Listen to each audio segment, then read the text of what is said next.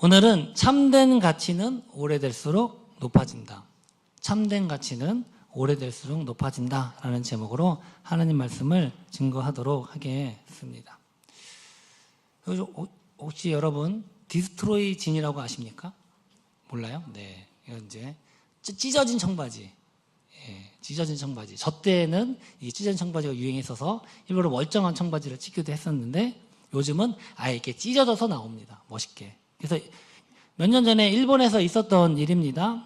그 디스트로이 진, 그러니까 찢어진 청바지가 아주 유명한 새 제품으로 유명한 브랜드에서 이것이 나왔습니다. 그래서 한 여학생이 이걸 용돈을 고이고이 아껴가지고 비싸게 이 청바지를 샀다고 합니다. 그래서 이게 너무 이제 좋고 하니까 이제 아주 아껴 하면서 잘 입었다고 합니다.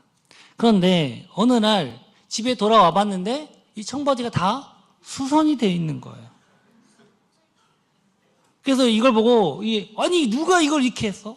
라고 했더니 알고 봤더니 할머니가 찢어진 줄 알고 실제로 이것을 다 꼬맸다는 겁니다. 처음에는 막 당황해서 어떻게 할까 막 화를 내야 되나 말아야 되나 했지만 그 할머니의 그 마음을 알고서 그가 오히려 그것을 이제 차라리 우리 할머니가 주신 유일한 청바지다. 그래서 오히려 마음을 고쳐먹고 더 당당하게 이것을 입고 이제 거리를 활보했다. 실제로 제가 한 기사에서 본 내용입니다. 일본에서 있었던 일이라고 합니다. 옛날에는요, 새 옷 살 돈이 없어서 어쩔 수 없이 찢어진 옷 입고 그 다음에 옷을 기어 입고 그렇게 했었습니다. 그런데 지금은 이게 패션이에요. 일부러 찢어 입고 일부러 기어 입습니다. 이게 유행입니다. 더 나아가서는요, 일부러 옷을 거지처럼 흙을 묻혀서요. 흙을 묻힌 것처럼 해서 나오기도 해요. 근데 그게 명품이에요. 아주 비싼 옷입니다. 여러분들 이해 안 가죠? 네, 그러나 실제로 이런 옷들이 팔리고 있었습니다. 그러니까 오래되어 보이는 것이 나름 패션이다라고 하는 게 오늘날 그런 시대인 것 같습니다. 네, 화면을 이제 빨리 바꿔주셔야 돼요. 요즘은 뭐 옷 찢어지면 그냥 버리거나 이렇게 오히려 패션으로 옷을 입는 것 같습니다. 실제로 패션 말고 꿰매서 덧대서 입는 사람 있습니까? 제가 어릴 때만 해도 양말을 저희 할머니께서 구멍난 양말을 덧대줬던 기억이 나요. 제가 어렸을 때. 지금은 양말 빵꾸 나면 다 버리죠. 하지만 정말 옛날에는요, 옷감, 천, 가죽 이게 매우 자체가 귀했습니다. 그러다 보니까 옷이 헤어지면 실로 꿰매고 다른 천 조각을 덧대서 입는 것이 일반적이었습니다. 그래서 예수님께서 근데 이렇게 말씀을 하십니다. 누가복음 5장 36절에 보니까 또 비유하여 이르시되 새 옷에서 한 조각을 찢어 낡은 옷에 묻히는 자가 없나니 만일 그렇게 하면 새 옷을 찢을 뿐이요 또 새 옷에 찢은 조각이 낡은 것에 어울리지 아니하리라 이렇게 말씀합니다. 즉 무슨 말이냐면 헌 옷을 수선하려고 새 옷을 찢어다가 덧대는 사람 있냐? 그럼 어리석은 사람이 어딨냐? 그렇게 이야기를 합니다. 왜요? 그러면 새 옷만 망가지게 되는 것입니다. 근데 또 포도주도 마찬가지다 이렇게 말씀합니다. 누가복음 5장 37절에 보니까 새 포도주를 낡은 가죽 부대에 넣는 자가 없나니 만일 그렇게 하면 새 포도주가 부대를 터뜨려 포도주도 쏟아지고 부대도 못 쓰게 되리라 이렇게 말씀합니다. 요즘은 뭐 포도주 다른 말로 와인이라고 얘기하죠. 와인 같은 경우는 이제 병에다 잘 담습니다만 옛날에만 해도 이렇게 가죽 부대에 포도주를 담았다고 합니다. 스페인에서 지금도 팔고 있다고 합니다. 전통적인 그 어떤 와인병으로 이렇게 팔고 있다고 합니다.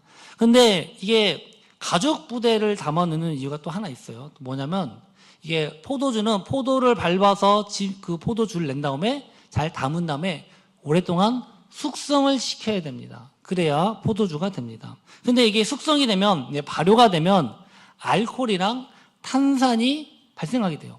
탄산이 발생하면 어떻게 될까요? 우리 유초등부 친구들? 몰라요? 사이다가 돼요? 사이다가 되는 게 아니라 부피가 커져요. 부피가 커지게, 탄산이 부피가 커지게 되거든요. 그러다 보면 어떻게 되니까 이 가죽도 함께 부피가 커지게 되는 것입니다. 그러니까 가죽이기 때문에 탄성이 있어요. 그런데 한번 이게 늘어나서 굳어져 버리면 더 이상 늘어나지 못하고 더 늘어나게 되면 이제 터지게 됩니다. 그렇기 때문에 새 술을 담으면 거기에는 발효를 시키기 위해서 탄산이 나오기 때문에 새 가죽 부대를 만들어서 담는 것이 그때 상식이었습니다. 근데 이것은 옷과 포도주에만 해당되는 것은 아닌 것 같습니다. 제가 이제 컴퓨터도 마찬가지인데 제가 이제 공대 출신이니까 한 얼마 전에 제가 CPU를 업그레이드 하려고 이제 새로운 CPU가 나왔다 해갖고 그 CPU를 좀 오랜만에 업그레이드 하려고 CPU를 샀어요. 그래서 이거를 보드에 끼려고 했더니 안 맞아요. 왜요? 메인보드도 바꿔야 되는 거예요. 그러니까 소켓이라고, 전문 용어로 소켓이라고 하는데 이게 맞는 게 틀린 겁니다. 그래서 메인보드도 바꿔야 돼요. 메인보드도 바꾸려고 했더니 그 메인보드는 DDR5만 된대요. 잘 모르겠죠.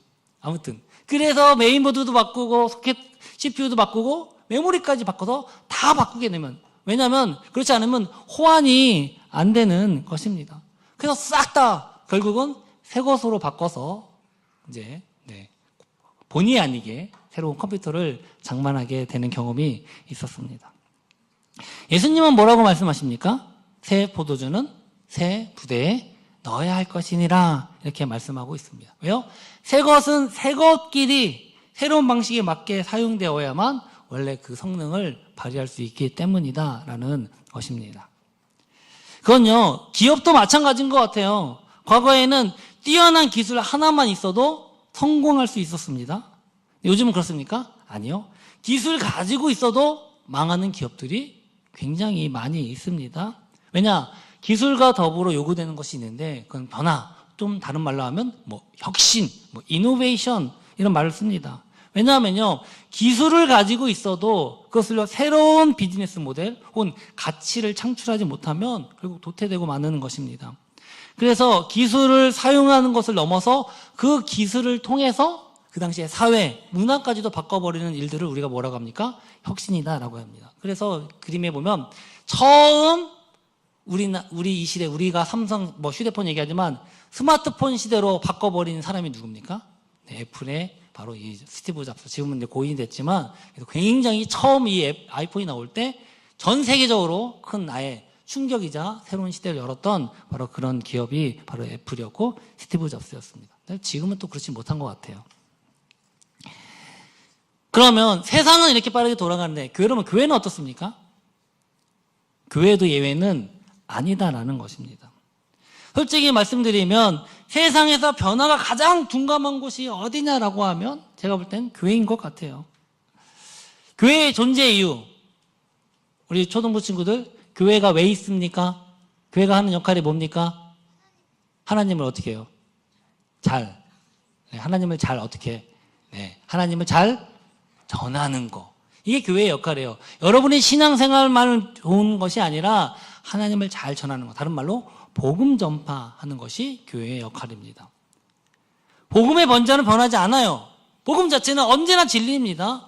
그러나 시대에 따라서 변하는 것이 있는데 바로 복음을 어떻게 전파할 것이냐. 그건 그 시대마다 달라요. 그래서 변하게 될 수밖에 없고 때로는 혁신도 필요할 수 있다라는 것입니다. 제가 아는 목사님이 얼마 전에 이제 이 지역에서 같이 우리 연합회, 다산 기독교 연합회 하시는 목사님이신데 임원인데 저희 교회를 찾아오셨어요. 저를 만났어요. 그래서 왜 했냐 했더니 자기가 이제 교회가 이제 작은 개척교회였는데 유튜브로 방송을 송출하고 싶은데 혼자서는 못하겠다는 거예요. 그래서 어떻게 하느냐라고 해서 제가 한번 자랑했거든요. 저는 새벽 예배 때도 혼자 유튜브 방송, 영상, 음향 다 합니다. 이렇게 얘기했더니 이제 그 노하우를 배우러 왔습니다. 그래서 제가 막 이렇게 설명을 했는데 이거 저는 못하겠다. 이렇게 하고 다른 거 핸드폰으로 영상을 찍는데 소리가 제일 문제거든요. 유튜브로 나가는 거. 그래서 소리를 깔끔하게 나가는 방법만 제가 비법을 알려드려서 그것만 배워서 가셨습니다. 왜 그러냐 했더니 그렇게 제가 노방전도를 그렇게 많이 했는데 그거 보고 오는 사람이 한 명도 없었다는 거예요. 그래서 하다 안 돼서 유튜브라도 해봐야겠다라고 해서 저를 찾아오셨던 것입니다. 사실 저는요 굉장히 이 노방전도 우리 교회도 이제 과거에 많이 했었습니다만 지금은 제가 좀 보류를 하고 있어요. 때가 되면 분명히 할 겁니다. 교회가 제대로 정비가 되고 교회가 잘 되면 좀 우리가 훈련 좀 내부적으로 새는 구멍을 막아야겠다. 제가 그런 생각을 하고 있는데 사실은 저희 아까 제가 금요일 때는 말씀드린 것 같아요. 저희가 제 동생이 개척을 해서 지금 광주에 100만 제자교회라고 세웠는데 참 놀랍게도 2년 동안에 지금 최근에 100명 넘게 출석을 하고 있다라고 해서 굉장히 요즘 사실 쉽지 않은 시대인데 그렇게 됐다고 하더라고요. 근데 이제 막 물어본대 자기한테. 그래서 저도 물어봤습니다. 어떻게 됐냐 했더니 자기가 처음에 개척을 하고 한 3, 4개월은 자기 가족하고만 예배를 드렸다고 합니다. 근데 아무도 안 오죠. 또 전도지는 매일 가서 전도를 부렸대요. 참 슬프게도 그거 보고 오는 사람은 한 명도 없었다는 겁니다. 시대가 그래요. 전 노방정도가 나쁘다고 얘기하는 거 아니냐. 그거 해야 됩니다. 그러나 시대가 그렇다는 거예요. 그래서 한 게 무엇이냐? 유튜브를 했는데 특히 설교용을 잘 쇼츠로 만들어서 특정 부분만 잘 중요한 부분만 해서 올렸는데 그래서 이제 그것을 보고 오시는 분들이 한두 명 생겼고 또 처음에는 왔다가 아무도 많은 줄 알고 왔다가 아무도 없어서 그냥 갔대요. 근데 이제 점점 차곡차곡 쌓이니까 지금은 무려 이제 100명이 되었고 원래 한 층만 쓰다가 두 층까지 확장을 해서 밑에는 뭐 유초등부실 식당까지 함께 하고 있다는 것을 제가 들었습니다. 참 요즘은요 우리가 살고 있는 시대를요 포스트 코로나 시대다라고 이야기를 하고 있습니다. 즉 뭐냐면 코로나를 이후로 사람의 패턴이 굉장히 많이 변한 거예요. 코로나 이전과 코로나 이후로 많은 시대가 변하게 되었습니다. 코로나가 터지면서 접촉하지 못하니까 뭐 언택트 시대다 그러면서 뭐 가상현실 혹은 뭐 그것이 또 업그레이드된 뭐 증강현실들이 나오기 시작했고요. 또 그런가 하면 이 유튜브가 확 뜨니까 막 1인 미디어 요즘은 방송을 다 혼자 방송이에요. 옛날에는 방송이 거대한 어떤 자본을 가지고 독점하는 권력이 됐었는데 요즘은 그렇지 않아요. 요즘 여러분 뉴스 잘 안 보죠? 다 유튜브 보잖아요. 그런가 하면 또 AI 시대 정말 이 AI는요 얼마나 많은 시대에 지금 우리를 지금 어떻게 보면 위협하기도 하고 우리를 도움을 주기도 하고 굉장히 너무나 많은 기술과 이런 디지털 플랫폼의 변화로 인해서 생활 양식 그 자체가 지금 변하고 있습니다. 그럼 그런 가운데 교회는 어떻게 되는가? 선교, 복음 전파, 더 나아가서 우리 목회가 어떻게 변해야 되는가? 변화는 여러분 불가피합니다. 디지털 네트워크, AI, 로봇 환경에 맞는 새로운 선교 방법, 전도 방법, 또 목회 방법 막 책은 쏟아져 나와요. 그런데 과연 우리가 거기에 준비하고 있느냐? 전문가들은 분명히 말합니다. 코로나 이전의 시대로는요 돌아갈 수 없다는 거예요. 한 번 경험하고 나면요 더 이상 우리가 코로나 이전의 시대로는요 돌아갈 수 없다라고 이야기를 합니다. 그렇다면 우리가 교회, 복음 전파를 하는 그 사명 또 우리 하나님 예수님께서 다시 오실 때까지 이 믿음을 지키며 그때까지 우리가 어떻게 그 교회로서 또 사명을 지키며 복음의 그 진리를 지킬 수 있는가? 여러분 이거 고민해야 됩니다. 근데 여기 가장 큰 문제가 있어요. 새로운 시대에 새로운 방법이 필요하다는 걸 알면서도 실제로는요 우리의 몸은요 좋아합니까 싫어합니까? 거부한다는 겁니다. 누가복음 5장 39절에 보니까 이렇게 말씀합니다. 묵은 포도주를 마시고 새 것을 원하는 자가 없나니 이는 묵은 것이 좋다 함이니라 이렇게 말씀을 하고 있습니다. 사실 이 말씀은 다른 복음서에는 없는 말씀이에요. 누가복음에만 있습니다. 그래서 해석에 대한 좀 어려움이 있습니다. 유대인이었던 마태와 마가는요 기존의 율법을 강조하는 그 바리새인들의 가르침을 정당할 수 있는 근거로 사용될 수 있다라는 그런 의미에서 이 새로운 복음을 또 강조하기 위해서 묵은 것이 좋다라는 말이 없다 이렇게 신학자들이 해석을 하기도 합니다. 그런데 누가는 오히려 아니에요. 또 이방인이었던 이 누가 입장에서는 본질적인 의미를 좀 더 명확하게 하기 위해서 오히려 이 말씀을 더 오히려 이제 언급했다라고 그렇게 봅니다. 왜 사람들이 새술, 다른 말로 하면 이게 새 복음입니다. 예수 그리스도. 왜 그것을 사람들이 거부하는가? 그리고 왜 낡은 부대, 율법, 이 바리새인들은 왜 그런 것들을 고집하는가? 그것에 대한 근원적인 설명을 지금 하고 있다라는 것입니다. 우리 초등부 친구들, 새 거가 좋아요? 오래된 게 좋아요? 새 거가 좋아요? 네, 젊으면 그래요. 나이가 들수록 오래된 게 좋은 거야. 그런데 막상 새 것처럼 느껴지지만 여러분 안 그럴걸요? 여러분 진짜 좋은 건요 오래될수록 좋은 겁니다. 아닙니까? 문제만 없다면 고장만 안 단다면 그 실력만, 그 원래 기능만 잘한다면요. 오래 있는 게 좋아요. 사람도 평소에 자신이 써오던 거, 익숙한 거, 그것을 사용하기 마련입니다. 문제는 고장나니까 문제인 거지. 그건 제도와 규칙도 마찬가지입니다. 제 아들 얘기해서 좀 그런데 저희 아들이 로블록스라는 게임을 좋아합니다. 근데 오늘은 막 화가 나는 거, 분노를 하는 거. 왜? 갑자기 채팅 기능이 있었는데 채팅 기능을 막았다고 막 화를 내고 분노를 하는 걸 있었습니다.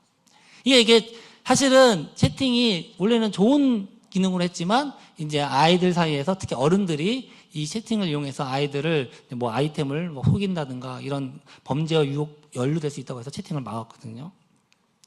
사실 제도라고 하는 것과 규칙이라고 하는 것도 사실은요 마찬가지예요. 자신에게 피해가 가지 않으면요, 자신의 기득권에 손해가 되지 않으면요, 불편하지 않으면요, 결코 새로운 것을 원합니까? 아니에요. 결코 새로운 것을 원하지 않는다라는 것입니다. 그것이 새로운 것을 거부하는 이유입니다.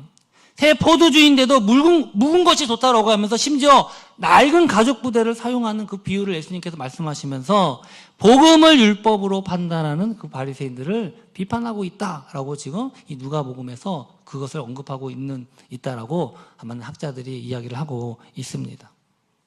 자, 그렇다면 옛 것은 나쁜 겁니까? 옛 것 나쁜 거예요? 그거 아닙니다. 전통에 담겨져 있는 역사적인 의미라든가 상징, 처음부터 담겨져 있는 그 본질 자체는요, 참 귀하고 소중한 것입니다. 왜 예수님께서 새 포도주를 새 가죽 부대에 담아야 된다고 말씀하셨습니까? 왜 그렇게 말씀하셨죠? 그래야 더 오래 담을 수 있기 때문입니다. 더 오래 숙성시킬 수 있기 때문입니다. 즉, 새 부대의 목적은요, 오래 보존하기 위해서 그것을 새 부대로 하는 것입니다. 우리 포도주가 나왔으니까 포도주 와인 이야기 한번 해볼까요? 우리 친구들은 포도주 좋아해요? 그렇죠. 이게 정상인데, 좋아요 이러면 이상하죠. 우리 아빠가 먹는 거 봤는데 여기서는 비밀로 해야 됩니다. 가장 오래된 포도주가 있다고 합니다. 이게 언제냐? 무려 1700년 전에 만들어진 포도주예요. 이게 주 4세경 로마 제국 시대에 만들어진 그것이 우연히 발굴이 되었다고 합니다. 그래서 지금 독일의 한 박물관에 지금까지 보존되어 있어요. 심지어는요, 마실 수도 있다고 합니다. 다만 너무 오래되었기 때문에 맛은 보장할 수 없다, 이렇게 하면서 얘기합니다. 굉장히 오래되었죠. 그러나 이것이 포도주로서 기능을 합니까? 마실 수 있습니까? 맛으로는 아예 그 기능을 잃어버린 것입니다. 그런가 하면 또 미국의 저명한 와인 잡지에 보면 매년마다 제일 맛있는 와인을 평가하는 그런 코너가 있습니다. 그래서 우리나라 기사에는 이것만 있던데 2020년도에 보니까 1위가 뭐냐? $80. 비싼 겁니까? 싼 겁니까? 감이 없네요. 슈레이더, 셀레스, 까베르네, 소비뇽, 오크빌, 더블 다이아몬드, 이게 그 이름이에요. 굉장히 이름이 긴데 그거였다고 합니다. 근데 이 와인이 그 2022년도에 최고의 맛있는 와인으로 뽑혔다고 합니다. 그런데 문제는 시간이 지나면 이 맛이 변하게 돼서 그 다음 연도로 갔더니 다른 걸로 순위가 바뀌어 있더라고요. 그러니까 그 유용성이 영원하지는 않는 것입니다. 그런가 하면 세계에서 가장 비싸게 팔린 그 와인이 있는데 그게 프랑스의 로마네 꽁티 1945년산이라고 합니다. 이게 올해 제가 예전에 2018년인가 그때도 한번 나왔었는데 그때는 6억에 팔렸는데 올해 이게 무려 12억에 팔렸다고 합니다. 한 병에. 네, 별로 안 놀라시네요. 이 정도는 껌입니까? 네, 우리 아이들이 놀랐네요. 네. 와인 한 병에 12억. 근데 그 이유가 뭐냐 했더니 희소성, 역사적 상징성, 그리고 그 품질까지 이게 다 결합된 뭐라고 얘기했더니 전설적인 빈티지다 이렇게 해서 그 기사에서는 소개를 하고 있더라고요. 근데 그 이유를 보니까 1945년산이에요. 그게 2차 세계대전이 끝나는 그 해예요. 그래서 대부분의 프랑스의 포도밭이 다 폭격으로 다 없어졌어요. 망했어요. 그런데 그 유일하게 굉장히 그 특수한 그 지역에서 딱 그 1945년 이전의 포도에서 생산된, 그래서 이게 그 마지막 그 이후로는 다 이 포도나무가 다 갈렸답니다. 새로운 포도로. 그래서 마지막 빈티지라고 하는 전설적인 가치가 있다고 합니다. 또 1945년은 어떤 해입니까? 2차 세계대전이 끝나는 바로 그런 해입니다. 그래서 어떤 역경을 딛고 탄생한 와인, 이런 의미도 있다고 합니다. 그런가 하면 맛과 품질도 최고라고 합니다. 특별히 1945년도에 여름이 매우 덥고 건조해서 포도가 완벽히 익었고, 또 그로 인해서 이 탄생한 와인이 굉장히 이제 숙성 잠재력도 굉장히 풍미가 굉장히 좋았다고 합니다. 그리고 마지막으로는 희소성이에요. 왜냐하면 이미 그 1945년도에만 그 당시에 이것이 600병만 만들어졌대요. 600개만. 굉장히 적죠?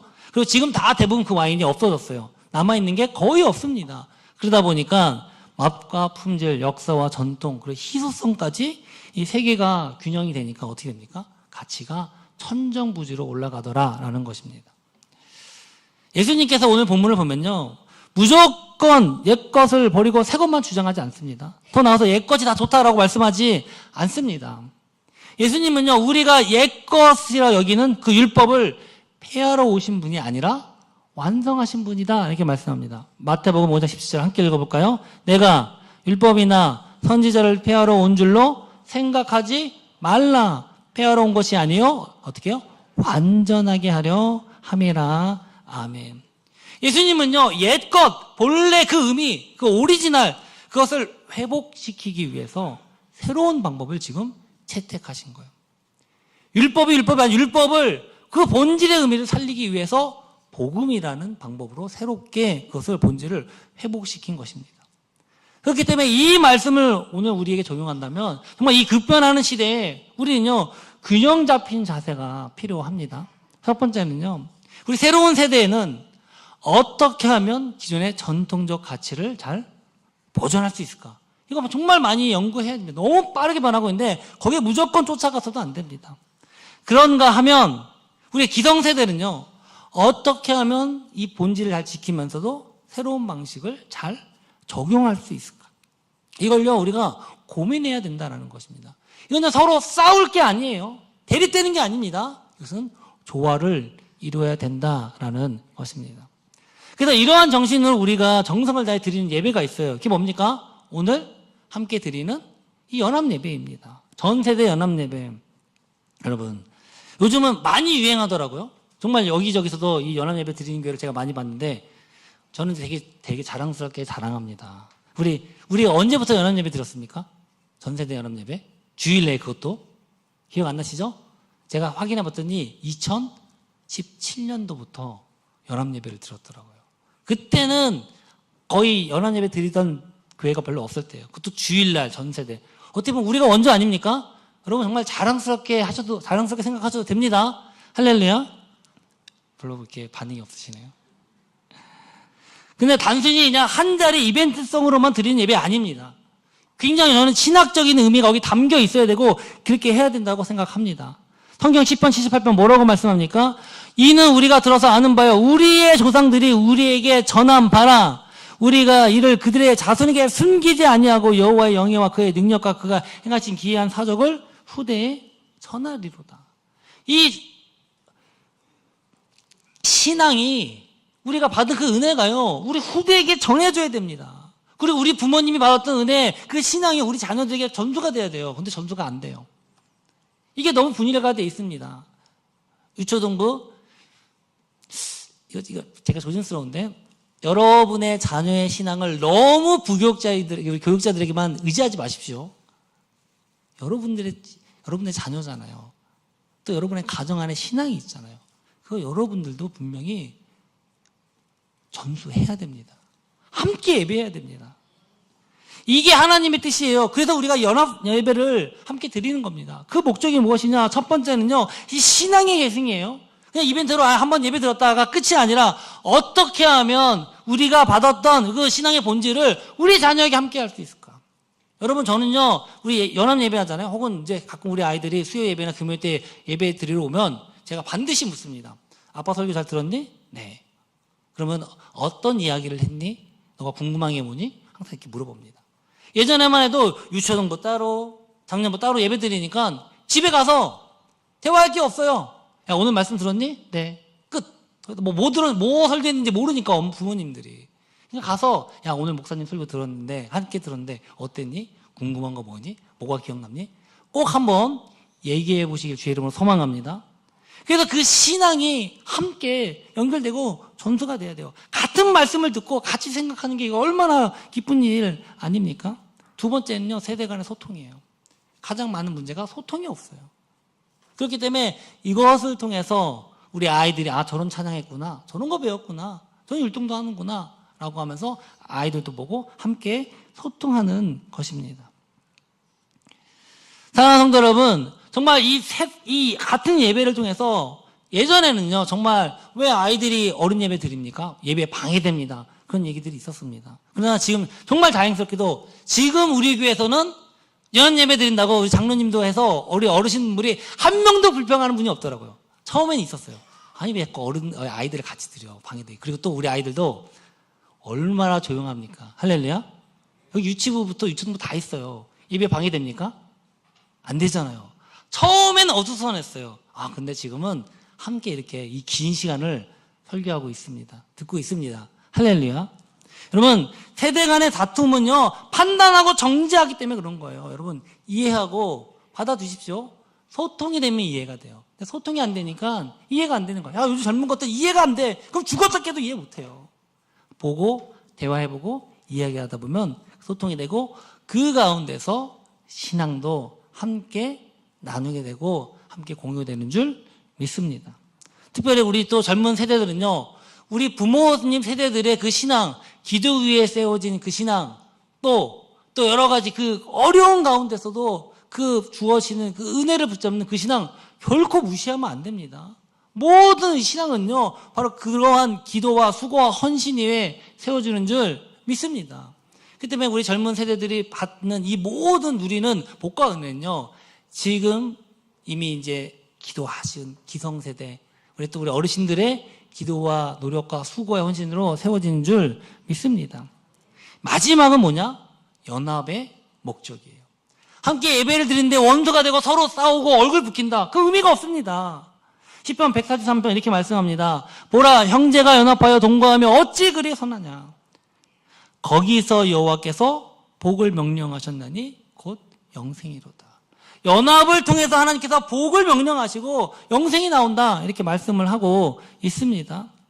사랑하는 성도 여러분, 정말 우리가 과거에는 효율적으로 아이들에게 아이들에 맞는 설교 필요합니다. 근데 너무 구분하고 분리하다 보니까 이제는 한 가정 안에서도 너무 격차가 커지게 되었다는 것입니다.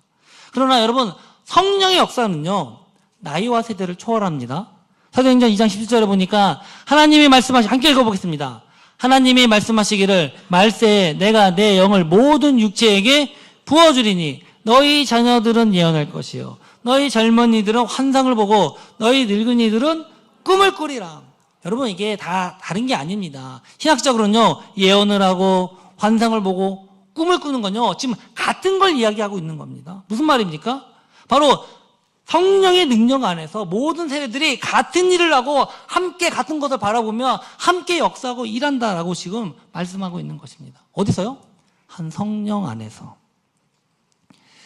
또한 우리 새벽 기도도 마찬가지입니다. 제가 이번에 연합 새벽 기도, 특별 새벽 기도 했는데 참 우리가 5시 30분으로 시간 낮췄잖아요. 저 엄청 고민했습니다. 이미 다른 많은 교회가 5시 30분 하고 있지만 5시 30분으로 늦추는 것도 기존에 열심히 나오시는 분들 계신데 고민 많이 했어요. 근데 참 다행스럽게도 5시 30분으로 옮기고 나서 더 많이 오신 줄 믿습니다. 할렐루야. 네. 그래서 처음에 저도 두렵거든요. 기존에 나오시던 분들이 다른 것 때문에 또 못 나오시면 어떨까. 근데 또 약간 희생하신 분들도 있어요. 일찍 가셔야 되는데 어쩔 수 없이. 앞으로 저는 이 예배에 많은 변화를 지금 추구하려고 있습니다. 본질은 우리가 지키되 우리가 정말로 어떻게 하면 현재 시대에 맞는 또 그런 어떤 예배와 순서가 있을까 정말 고민을 많이 하고 있습니다. 온라인도 마찬가지예요. 아까 말씀드렸죠. 저는 계속 온라인 고민합니다. 새벽 예배 온라인 해야 되나 말아야 되나.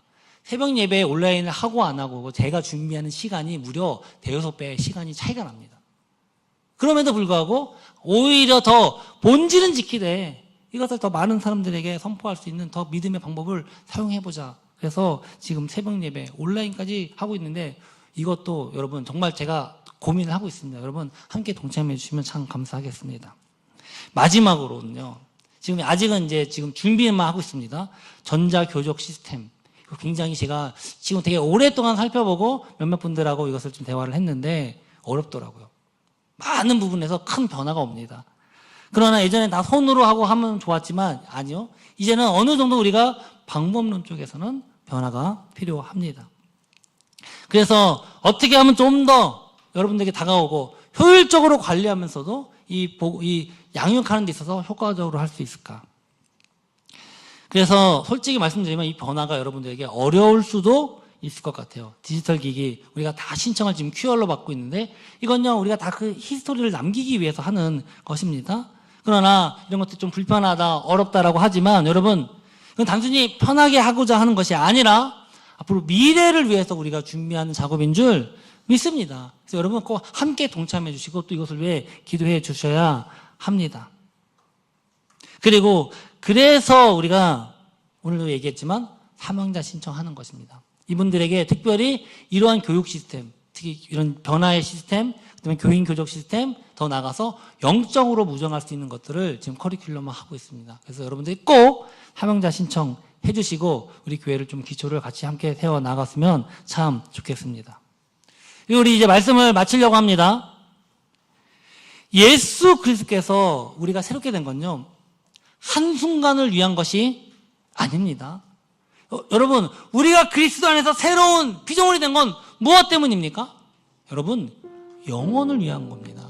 영원한 생명을 위해서 우리를 새롭게 변화시킨 것입니다. 그리고 이 땅 가운데서도 우리가 한순간에 변합니까? 그러지 않습니다. 평생도록 정말 주님과 씨름하고 함께 이 땅 가운데서 여러 가지 또 환난과 어려운 가운데서도 씨름하고 부딪히면서 우리가 숙성되고 점점 더 성장해 나가는 것입니다. 정말 여러분, 정말 제가 여러분에게 말씀드리고 싶은 것은 새로운 변화를 거부하지 마십시오. 새 포도주는 새 부대에 담아야 됩니다. 그러나 이것의 목적은 뭡니까? 본질을 더 오래 하기 위해서. 신앙의 그 본질을 더 오래 하기 위한 목적이면 여러분 결코 잊지 않기를 소망합니다. 복음의 본질을 잃어버리면 그건요 아무것도 아니요. 새 것이어도 아무것도 아니고 오히려 복음의 본질을 잃어버리면 오래된 것도 오히려 구닥다리가 될 수밖에 없습니다.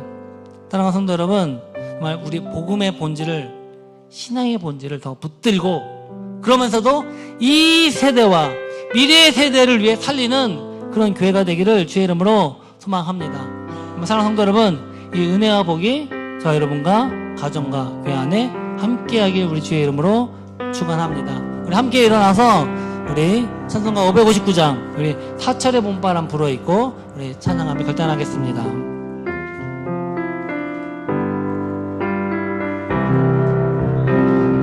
사철의 봄바람 불어있고 하나님 아버지 모셨으니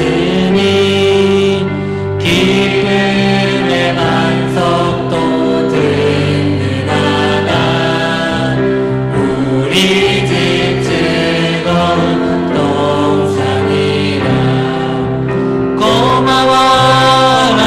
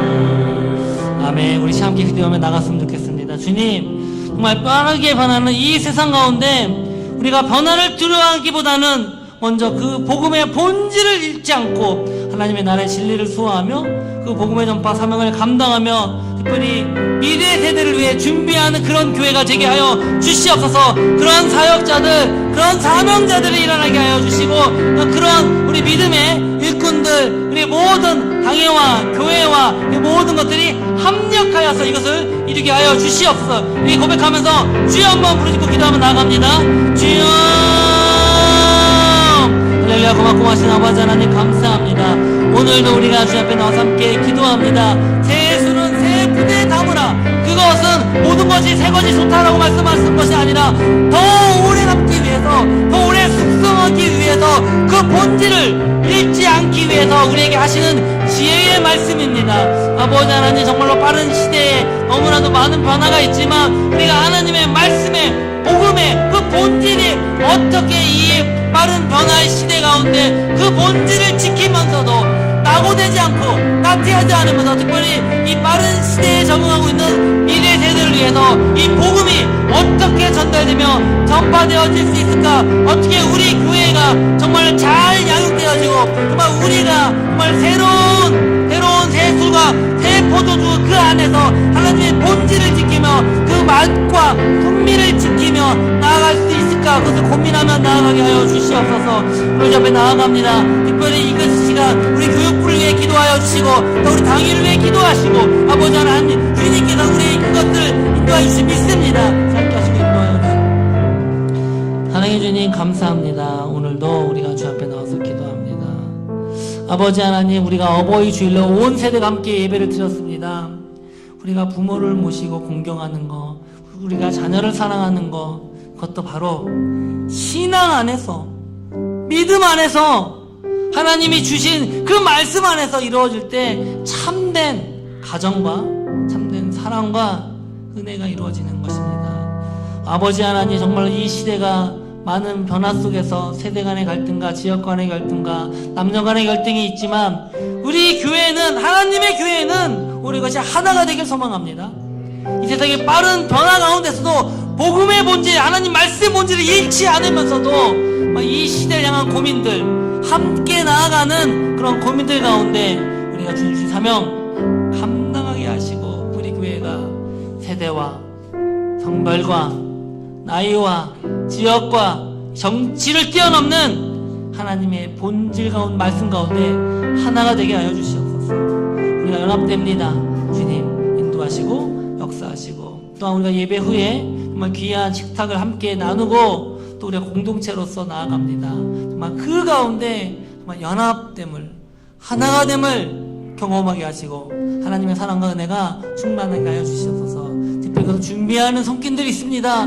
그 손길들 정말 사람의 칭찬을 받기 위해서 한 것이 아니라 하나님께서 주신 말씀을 붙들고 정말 이렇게 하나가 되는 그 마음으로, 순전한 마음으로 주 앞에 드리는, 또 주 앞에 나아가는 헌신하는 손길들 기억하여 주시옵소서. 하나님께서 주신 은혜가 감사의 시간 예물을 드립니다. 11조 주헌금, 감사헌금, 성경, 구제헌금, 건축헌금, 그냥 모든 드려진 예물, 이 물질의 이 헌금의 내용보다도 우리의 마음의 중심을 보시고 하나님이 기뻐 받으실 줄 믿습니다. 주님 함께 하시고 인도하여 주시옵소서.